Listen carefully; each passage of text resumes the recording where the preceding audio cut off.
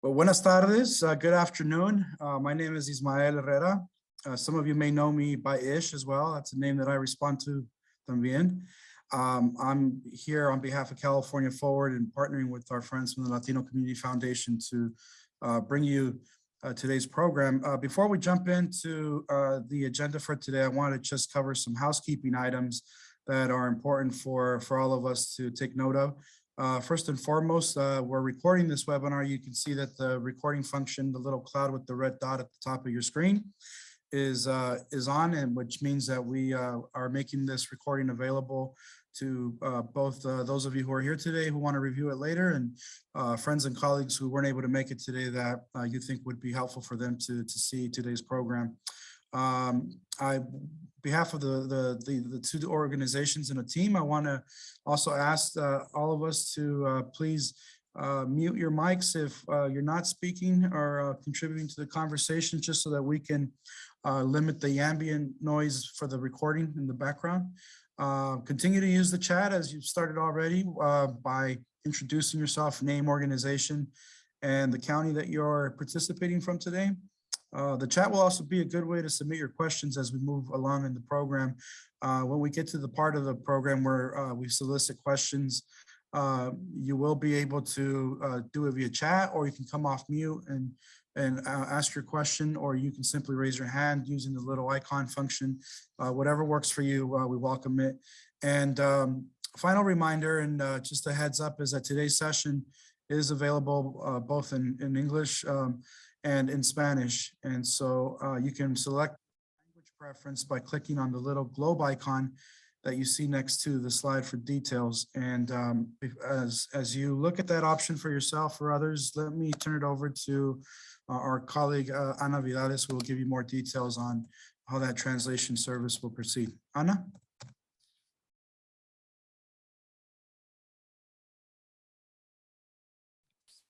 And Ana, I think we have you on mute. Yes. Okay, there you go. The thing is the interpretation feature was already on. That's why you couldn't hear me. I was already in my little room. Buenas tardes, yo soy Ana Vidales. Voy a ser su intérprete este día. Para poder escuchar esta reunión en español, ustedes van a ver aquí un pequeño globo mundial que dice interpretación. Tienen que darle clic ahí, elegir su idioma de preferencia. En este caso sería español. También está la opción de Mute Original Audio. Si ustedes eligen poner Mute Original Audio, solo van a escuchar a la intérprete. Si lo dejan abierto, escucharán a la intérprete a un 80% y al ponente principal a un 20%. Si ustedes están con nosotros por medio de un teléfono o un iPad, tienen que irse a los 3 puntitos donde dice More, eligen su idioma. Lo mismo, pueden elegir de cerrar o no Original Audio y después apretan Done. También cuando estemos en los pequeños grupos, si ustedes quieren escuchar la interpretación simultánea, por favor al llamar al teléfono que se les ha proporcionado. Muchísimas gracias. Gracias, Ana, por ese repaso. We will now move into our welcome introductions and overview of the agenda. And to get us started there, let me turn it back to our friend Max at LCF.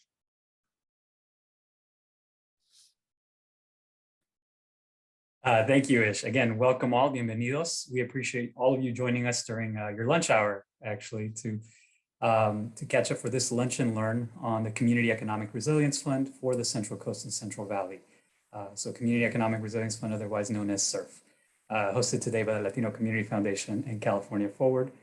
My name is Max Vargas. I'm the Vice President of Economic Justice at the Latino Community Foundation, where we are on a mission to unleash the civic and economic power of Latinos, and where we see CERF as a key opportunity for Latinos to promote and be included in a sustainable, equitable, and just economic recovery. Today's facilitators will include myself from LCF, as well as Katia Ramos, who's the Senior Executive and Development Assistant at LCF, Eduardo Garcia, their Senior Policy Manager at LCF, and who you've already met, Ish Herrera, Director of Regional Stewardship at California Forward. I think at this moment in time, we'll pass it over to Katia, who will review the agenda and objectives for the day. Take it away, Katia.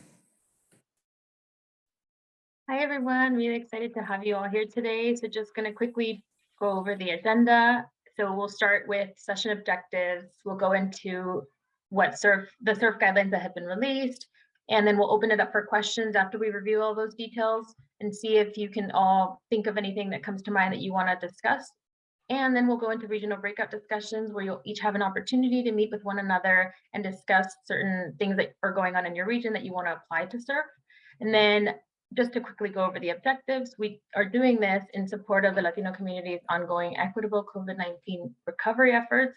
And we're building these additional opportunities to connect regional partners like yourselves from the northern San Joaquin Valley, the Central Coast, and just want to make sure that you all have an opportunity to have those conversations and understand the program guidelines that have just been released.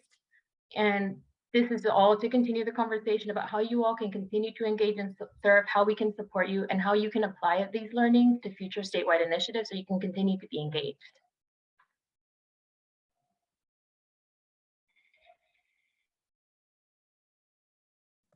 Great, thank you, Katia. With that, I'm going to spend the next few minutes walking all of you through some of the high-level bullet points of the current draft guidelines for the Community Economic Resilience Fund. As you see there in the title, these are still draft. This is the second iteration of these guidelines that the state has released. And we anticipate, you'll see this in one of the slides in a bit, that the final set of guidelines will be available the week of May 23rd, as indicated by the state earlier this month or earlier this week. I want to just reiterate, just to clarify if there's any misconception out there, but this is a program that belongs to the state, being administered by the state. The state is deciding who the awardees are. This is not a program of California Forward. This is not a program of the Latino Community Foundation. We are simply providing a service here today to inform as many of you about the program, encourage you to participate and plug in to these conversations and efforts, and to make sure that the constituents that you serve and are represented through the conversations and the efforts of the efforts of this program in the different regions of the state. And so I just wanted to make sure that was crystal clear. Next slide, please. Just some high-level overview of the program.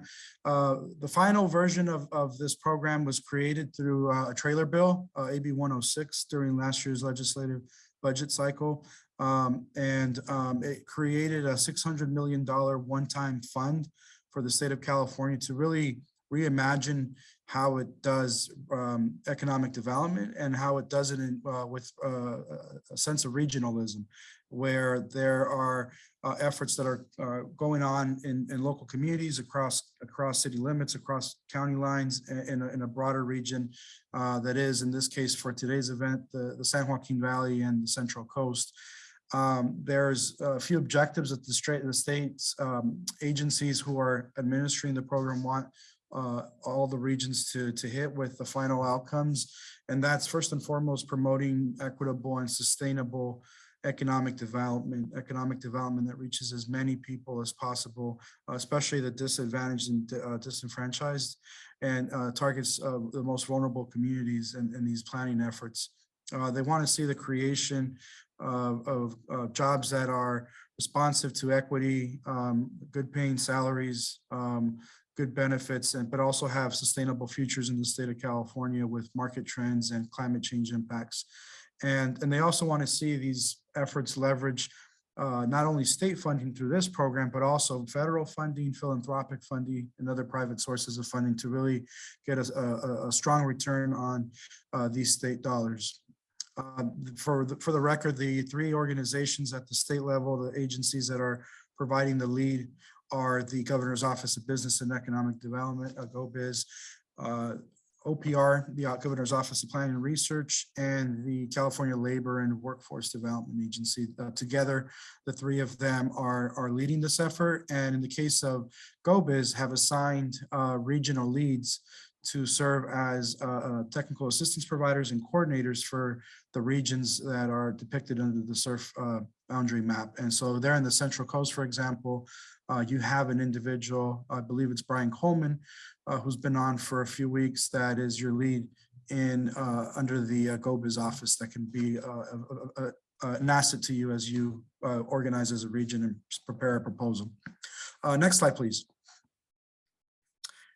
the way that the program has been imagined and designed and being implemented partially through the guidelines we have right now is 2 phases. The guidelines that are available to the public are for phase 1, which is the planning phase. The state has created 13 regions and has indicated that each of those regions will receive up to $5 million each to conduct planning work that is outlined in full detail in the draft guidelines, but really aims to, at a high level, foster partnerships across sectors, across county boundaries, across communities. Is looking for each of these regions to create what are being called these high road transition collaboratives. And these are essentially the roundtables, if you will, of these cross-sector stakeholders that we really encourage all of you to plug into and have a seat at the table. And then it needs to yield, each of these regions need to yield an economic plan that has the fingerprints of not only those around the table, but the constituents that they serve too. So there's a strong language in the guidelines that really prioritize meaningful and deep community engagement that the ultimate plans need to reflect as well. So the current guidelines, like I said, are for planning phase 1. The guidelines for phase 2, which is the implementation phase, which will consist of a competitive $500 million pot, are anticipated to be released in the later this year, late summer, early fall, for those regions who have done their planning work or have some existing sub-regional plans, like is the case in, for example, the Salinas Valley in the Central Coast, will be eligible to submit proposals for the implementation dollars. And you see there what the projects need to do, but they ultimately need to be connected to the plan that gets developed under phase 1. There needs to be a strong bridge between the two. Next slide, please. Some of you have probably seen this. Let me just flag the hyperlink there at the bottom. In the previous slides too, and moving forward, you'll see hyperlinks that are dropped in the chat and also featured on the slides. Those are the best sources for the official information on this program, not just the guidelines, but in the case of this slide, the official map for the 13 regions. The ship has sailed on this phase of the project. There was a public comment period back in December on whether these were the right regions or not. The state made some adjustments based on the written feedback they received.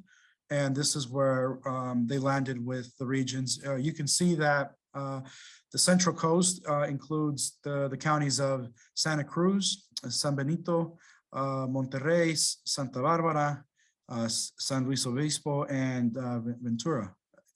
And in the San Joaquin Valley, it's a little bit different. It's, in some spaces, it's considered an 8-county region. For the purposes of this program, it's 3 subregions, each with its own designated region. So you have the North San Joaquin Valley, consisting of the counties of San Joaquin, Stanislaus, and Merced. And then you have the Central San Joaquin Valley, consisting of Madera, Fresno, Tulare, and Kings. And then Kern County is a standalone region for the purposes of this program. And so that's important to note because some of you may have footprint areas or operate in multiple counties across maybe even multiple of these regions. And so what I would encourage you all to really think about is to try to play a role in as many of these as you can. If your organizations operate and have constituents you serve in several of these counties and several of these regions, determine which of your staff should be assigned where based on their presence in the geography, but you're not limited to participating in one of these regions. If you have a footprint in several regions, you're always welcome to connect to the efforts in each of these regions. So important to keep that map in mind. Next slide, please. Some important information that came in this recent set of guidelines, which I think is noteworthy in explaining here, is that the state added a tribal set-aside for American Indian tribal communities here in the state that would like to conduct their own set of strategies that are linked to those 13 regions, the state has created a mechanism for those communities to be able to submit applications and be able to acquire their own sets of funds for similar work that can communicate with the work that's being done with those other larger tables. And so to the degree that you are work with an organization that has relationships with tribal communities in California, whether federally recognized or not, I think you will want to share this information with them and let them know that this is a funding source that is available to them here in California and could help further some of the work that I know has been going on in tribal communities in the state as well. So a good resource here, and this is one of the new changes to the current guidelines. Next slide. Just some additional high-level information on CERF as it pertains to eligibility and applying. You'll see there who is eligible to play as a fiscal sponsor and a convener on the right, and on the left are some of the guardrails that the state has implemented in its current guidelines to really encourage and in many cases incentivize the participation of the entities that are seen there. So this is a cross-sectoral table that needs to be sent in each region across the various county boundaries. And so the folks that you see listed there to the left are at a minimum the representatives that need to be at the table at each of these collaboratives. That's not an exhaustive list, but those are folks that you absolutely have to have at the table. And so you got to have labor, you got to have business, you got to have community groups, folks that are in the economic development space, workforce. So institutional actors, community-based actors, even residential actors are all strongly encouraged to participate and strongly encouraged to come around one table and be in one group and a unified effort, because the state is only going to award one of these $5 million planning grants per region. And it's in the best interest of each of your regions to really try to connect to one another at a single table so that you don't put your region in a situation where the state has to choose a winner and a loser. To a degree that we could help at the LCF from the LCF front and the California Forward front to help you determine where to plug in, we'll be more than happy to direct you in the right direction. And but we are certainly encouraging collaboration across sectors within region for the purposes of a single table so that the process can be a little bit more seamless. And there's plenty of roles to be played, as we will see in the next few slides. This is part of what's going to be needed to be submitted. All these things you see here need to be will consist of a complete application. And so the responsibility of the person that is convening the region across 6 counties in the Central Coast or 3 counties in the Northern San Joaquin will be to make sure to gather all these things and make sure that these are submitted as part of the application. Next slide. And those requirements also have some guardrails against or some guardrails for making sure that there's adequate representation across sectors and across geographies, that it's not dominated by one sector and it's not dominated by one geography. So there's details in the guidelines about that as well. This slide is one I wanted to draw your attention to, not because of what's listed here, although those things are certainly important, but one of the lines in the guidelines is very telling, because what I've been sharing with folks in different regions, and I'll share with you all here, is don't get too hung up on, whether you're a convener of the whole, massive effort or not, that the way that the guidelines are structured right now, and if you have a seat at the table, the round table that I mentioned earlier, the budgetary process for this effort is one that will allow for the division of funds among those who are sitting around the table in a way to resource you to contribute to the effort with the things that your organization has strengths in. So for example, if you're a community-based organization that is really effective in reaching out to certain segments of the population whose input is not only encouraged, but in many cases required for this effort. There's the guidelines have the latitude to be able to resource you and fund you as a member of this table to be able to contribute that way to the effort. And so the other way that the guidelines have described the resourcing of groups like those of you who are on here today is through a consultant role, or if you're strong in research, if you're strong at community engagement, you're strong at translation, there are the budget allows for the contracting with organizations who can help with those tasks if they choose not to serve, sit at the table there. So there's all that to say that there's more than one way to be able to get your organization's work resourced to not only participate, but to meaningfully contribute to the process in your respective region. So, you know, as important as the convener and fiscal agent roles are, those come with a lot of hoops and hurdles and a lot of capacity that's needed. The other opportunities for some of you may be better suited and you might be more attractive. And so all that, I just wanted to share that to encourage you that that flexibility is written into the current guidelines as we have them now. And we anticipate that they will remain that way when they're final. But this is a cost reimbursement program, just to go through some of the things here, but the state has added a advanced pay feature that takes into account some of the capacity issues of smaller organizations. And so that's a function that the budgeting process offers that I think is a very good thing for leveling the playing field for our organizations. And so just pay attention to those things in the guidelines. Next slide, please. And really quickly here, this is just how the state plans to score the proposals it receives from each of the regions based on those elements that are found there on the left. And these are the reporting requirements that the convener and fiscal agent will have to adhere to with the state. And so again, part of the administrative functions that whoever those entities will be will need to take into account and do on behalf of all of you in the region. Next slide.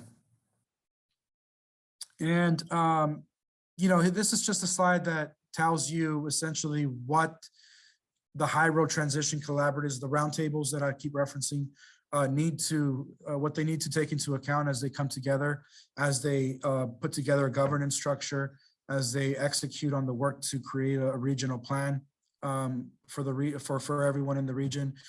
They got inclusivity and equity are front and center, but sustainability is also a piece of what needs to be found in the plan with relation to job creation, industry development, land use, what have you.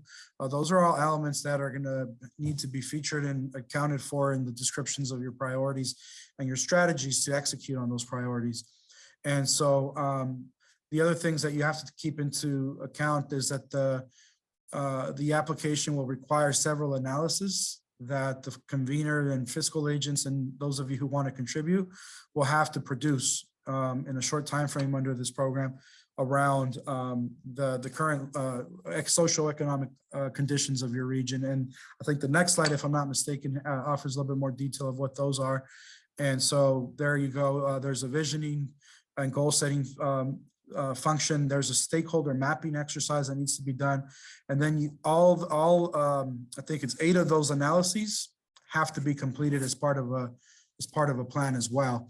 And so again, it's a very heavy lift for whoever decides to coordinate, but I think by having a cross sector of organizations, including all of you involved, you can really make sure that these analyses are reflective as accurately as possible of the conditions that exist right now in your geographies. And so all this will be part of what comes with the award. Next slide, please. And this is additional requirements about what the plan needs to deliver, the kind of strategies that you need to be kept in mind as you're elevating, collectively identifying priorities and projects. These are things that each region will have to keep in mind. The state wants each region to account for as they produce those documents with the input of all of you and the input of the community. And this is the timeline, just to finish up here, that I mentioned earlier. So I mentioned that the final release of the final rules for phase 1 will come out the week of May 23rd, as was told to us by our state contacts.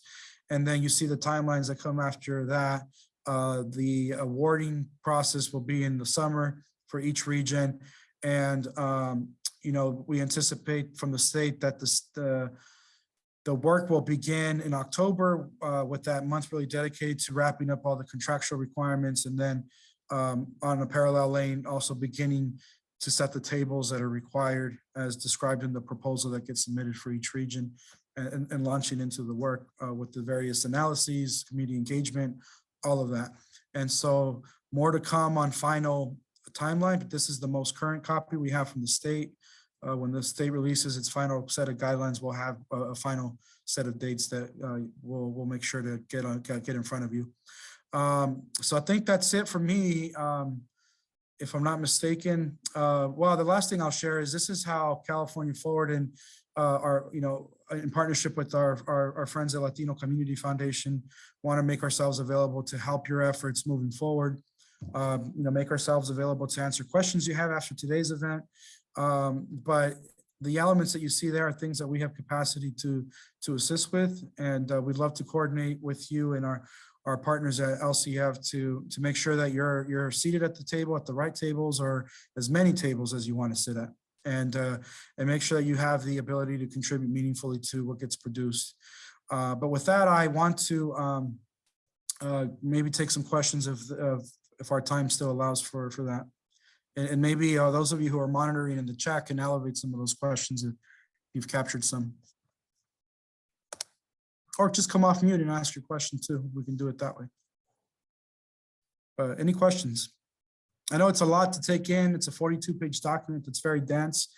But you know, to a degree we can help you synthesize it and digest it, we're here to help with that.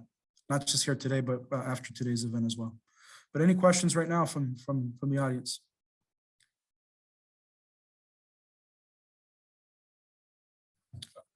Well, you all think about that. I'm going to check to see if there's any questions in the slides.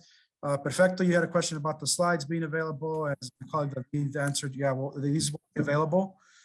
And anything that we, you know, from the California Forward side, we share with LCF, any materials that can help synthesize the 42-page document, for example, we'll share that with our partners and make sure that you all have access to that as well when they're ready. But any questions from the group?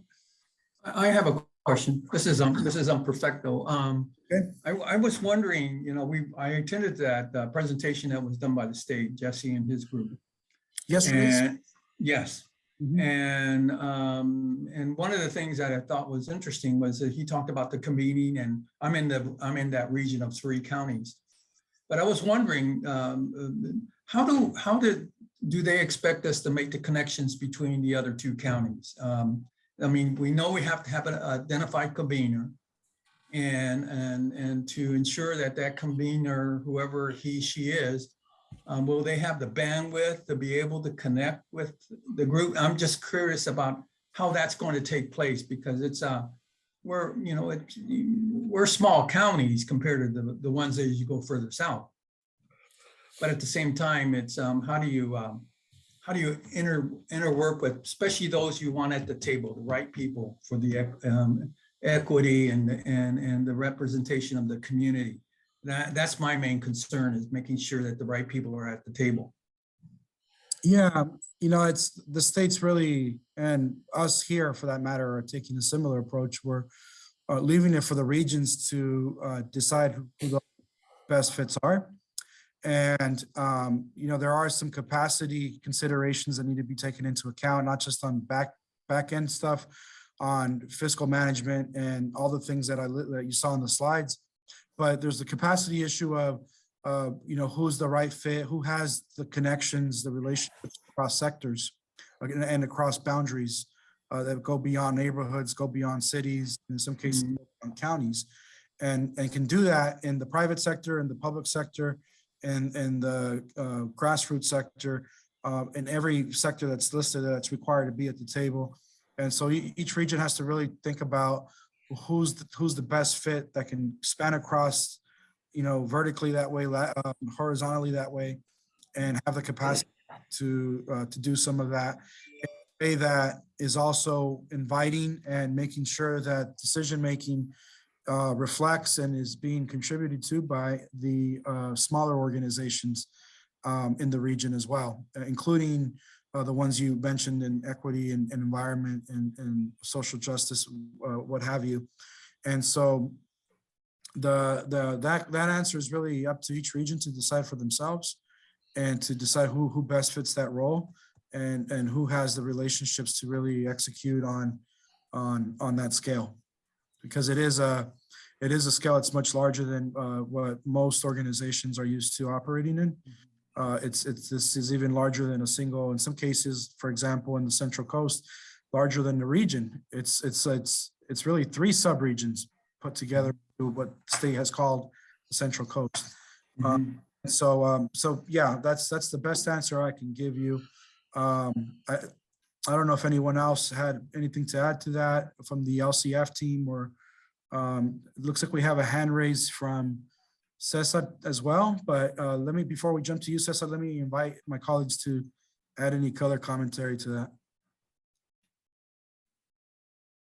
Thank you, Ish. I think I was just going to add and note that part of the intent of even the lunch and learns is for us to learn from each other and within the regions, right? As we will work our way to breakouts in a few minutes.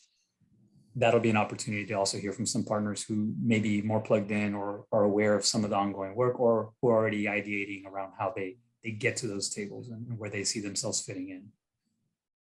Yeah, thank you, Max. And that's exactly, I think, what the rest of the program will do later, is provide those opportunities. Cesar, let's go to your question. I see you have your hand raised. Go ahead.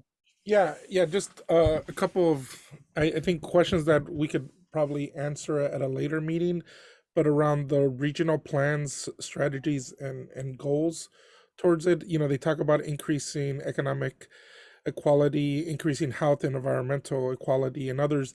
It's all about how does the state define those to help us kind of translate that into a plan. Because I'm Cesar with the Monterey Bay Central Labor Council. We represent 80 unions. So just imagine 80 unions in every industry. We could come up with something. I just want to make sure that we have the biggest impact and also fit within the plan, because last thing we need is to come up with something and be like, oh, you're off by this amount. And there's no clear definition of what they mean by all those bullet points. I guess if you could help us with that, maybe not now, but at a future meeting, to say this is what they mean by economic equality, or this is what they mean by health and environmental, et cetera, et cetera. Great. It's a great question and great comments, Cesar, because the guidelines provide some guidance on what those definitions are. But again, we won't know until the final guidelines what they actually mean by that. And so to a degree that we can communicate that to the state context, we certainly will ask for more like very explicit clarity on what those definitions are. The other thing I'll add there before we move to Allison, who will have our final question.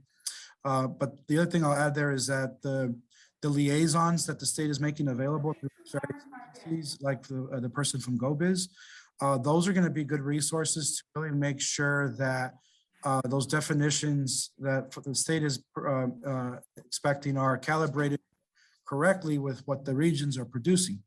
And so I would, to the degree that I can offer them as a resource and that we can communicate this desire to those folks, we will do that. But and again, in your region, Cesar, that's Brian Coleman with GoBiz, who some of you may or may not have met, but eventually you will. And in other parts of the San Joaquin Valley, it's going to be other people who are to be determined. So just stay tuned, and we will surface those comments to the folks that we I think are appropriate to keep that in mind as they write the final guidelines. But let's go to Allison, because I think we have to move on to breakouts, and we'll make this the final question. Again, ask your questions in the chat, and we will also make sure that if you put them in there, we don't get to them, we'll get some answers in writing after the event today. So Allison, you want to take the floor? Oh, sure. Thank you. Yeah, I guess I was just hoping to hear your insights on kind of how you see this table already taking shape, because I'm aware that there's already a lot of conversations happening. And just love to hear your insights around who those players are. And also just like, what are your recommendations? Because I've heard from some smaller community-based organizations that there's a concern that it might be hard to have their voices heard in such a huge region and with such heavy hitters around the table. And so just wanting to make sure that when they step in to participate, that it's a worthwhile use of their time and energy, and that how do we approach that effectively? Thanks. Yeah, no, thank you, Allison. Those are all very valid comments and concerns that we certainly have heard as well in various, if not all, regions of the state. And again, the state will do what it can to guardrail some of those concerns in its final guidelines, but it really will be incumbent upon everyone around those tables to hold each other accountable, I think, as a collective, to make sure that the decision-making process is one that is democratic, that is equitable, that is inclusive, size of organization, type of organization, constituents that are represented through organizations. And so there's certainly some work to be done to make sure that those things are accounted for pre-planning and working on proposal period. And in terms of the first part of your question, yeah, there's certainly conversations taking place in most, if not all, of the regions that the state has designated for CERF. Remind me which county or region, CERF region you're in, Allison? Central Coast. I think we understand that MBAP is a big part of the conversation. Yeah, so yeah. On the state's call yesterday in the breakout session they had, I participated in the Central Coast, and you're right, MBIP was one of the organizations that conveyed an interest in playing a coordinator or regional lead role on behalf of what I believe is their 3-county footprint area of San Benito, Santa Cruz, and Monterey. Keep in mind that that's not the entire CERF region. The rest of the CERF region includes 3 other counties of San Luis Obispo, Ventura, and Santa Barbara. And so my recommendation would be to get in contact with the folks from MBAP to get a sense of what they're seeing their role to be in that broader 6-county footprint area that goes beyond their regional boundaries, and make it very clear that as a organization in the county that you're in, that you want to sit at the table, you want to be engaged, and there's others that want to do the same. So that's the best I can offer you right now, knowing. Thank you. That's what we were thinking. Just wanted to make sure that was the right plan. Yeah, and just keep in mind that, in the case of, let's just use the Central Coast, if you're in a certain geography in the Central Coast, let's call it the Salinas Valley. That's one region, one sub-region of a county of a 6-county region, this program. Certainly that sub-region needs to be reflected in the work and be at the table, but just keep in mind that there's 5 other counties with their own little sub-regions that also want to be reflected as well.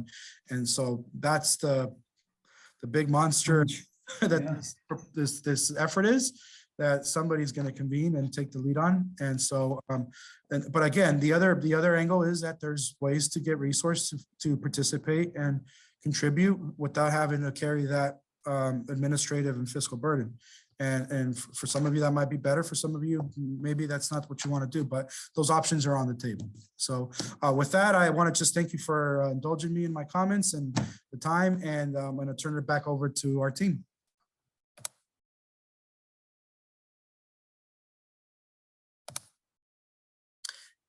And this will be the next session where we go into breakout group discussions. You will have an ability to choose the breakout room that best suits you. There'll be 15 minutes to have discussion. Folks will be dropping some prompting questions into the breakout rooms. You'll see them at the top in small print, what the questions are. And then you'll have a chance after the 15 minutes to come back out and just do a quick report out on what was discussed in those sessions. Here's just some instructions on how to find the breakout rooms. and how to access the one you're looking for. And then my colleague David just dropped in the chat. If you're in need of translation services, there's a process for that as well that can get you situated.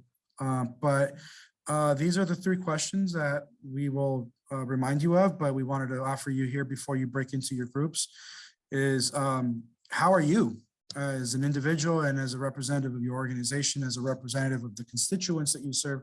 How are you planning on engaging in the CERF application process? Like how do you want to plug in? And in doing so, what support or technical assistance do you and your organization maybe need to get to the right table, get to the right people, what have you, or be able to contribute in the way that you want to, and to a degree that LCF and California Forward can help with that, we're here to support. And of the groups that, you know, to Allison's point, that you hear already forming, which do you see yourself most represented in? And so those are the 3 questions that we want to ask of you all. And, you know, we'll have a chance for one of you in each of the sessions to kind of synthesize the discussion and report it out to this broader plenary audience when we return in 15 minutes. And so with that, we're going to let you choose your groups, and we'll give you the reminders of the questions and the breakouts, and you'll have 15 minutes. We'll give you some updates on time and countdowns. We don't, you know, just yank you from the rooms. And then we'll come back out, we'll do a quick report out, and then we'll close our event today. So team, let's get folks going to the rooms. Thank you. Yeah, I think Eduardo was facilitating ours. Did you want to just give a quick headline, couple bullet points on ours? Sure, yeah, so I'll keep it brief in the interest of time. It sounds like a lot of folks still want to gauge more information about who some of the conveners are in the Central Coast region. And as well as to define clear roles and responsibilities for moving forward in this process, given that some organizations have less or have a more limited capacity to engage. So we just saw a lot of questions still kind of emerging in response to the guidelines that Ish just laid out. Trying to, it sounds like overall the theme is how do we demystify this a little more so that it's more easy to digest and understand, especially for those smaller CBOs that tend to be excluded from these processes. I would echo that we saw some of those similar points raised in our breakout group, sort of a landscape analysis of what the field is like in terms of the organizations that are considering building and growing those tables. And I think, and then there was some forecasting around what sort of technical assistance would be needed as those next steps are taken, whether that be support with figuring out financials or on the application preparation work, sort of more of the app side of things. But one of the very preliminary issues that Eduardo touched on already was identifying those key partners who may be taking lead already or who might be a good collaborator with them, especially in instances where it might be a partner that's in an adjacent county that, you know, obviously is part of the same region that they may not have an existing or longstanding relationship with as of yet.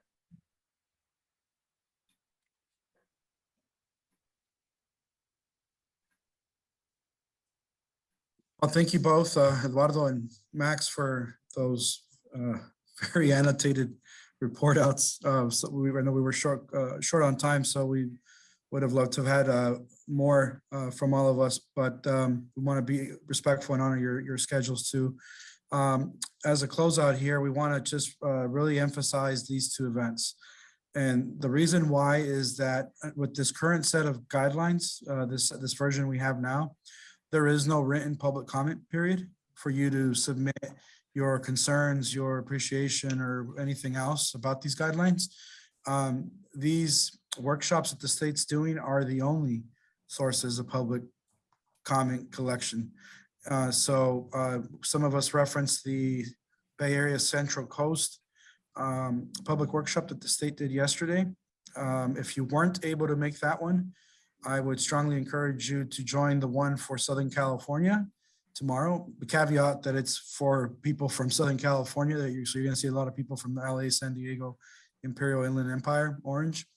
But you'll get the same information that folks from the Central Coast and the Bay Area got yesterday.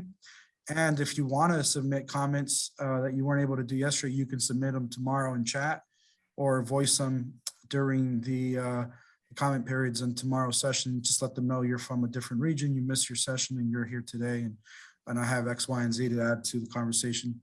The other one that we would certainly love for you to participate in, and we're excited about this one, and we'd love for you to communicate this to your constituents and partners, is the availability of a Spanish-only workshop that the state is doing for that segment of the population here in the state. And so to a degree, you can help us get the word out to constituents, residents, leaders in your community that want to learn more about this program, want to find ways to connect and contribute. This is the session for them. The state is also doing one in Cantonese the following day. So if you have constituents in your geographies that speak that language, there is a session specifically for Cantonese speaking residents of California as well.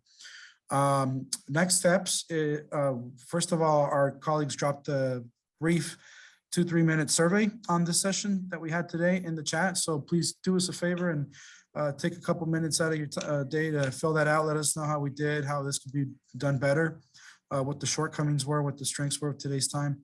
But we also want to let you know that we'll be sharing the synthesis of today's event and the recording with you all in the coming days. And we encourage you to periodically check those hyperlinks that you see there on screen for the latest and greatest from the state on this program. We will certainly do our best in partnership with our friends at LCF to circulate anything that is important on this program to all of you as attendees of today's event. You have my email on screen. I dropped it in the chat earlier as well. A lot of those is there too. But probably the most important bullet here is get involved. Get a seat at the table.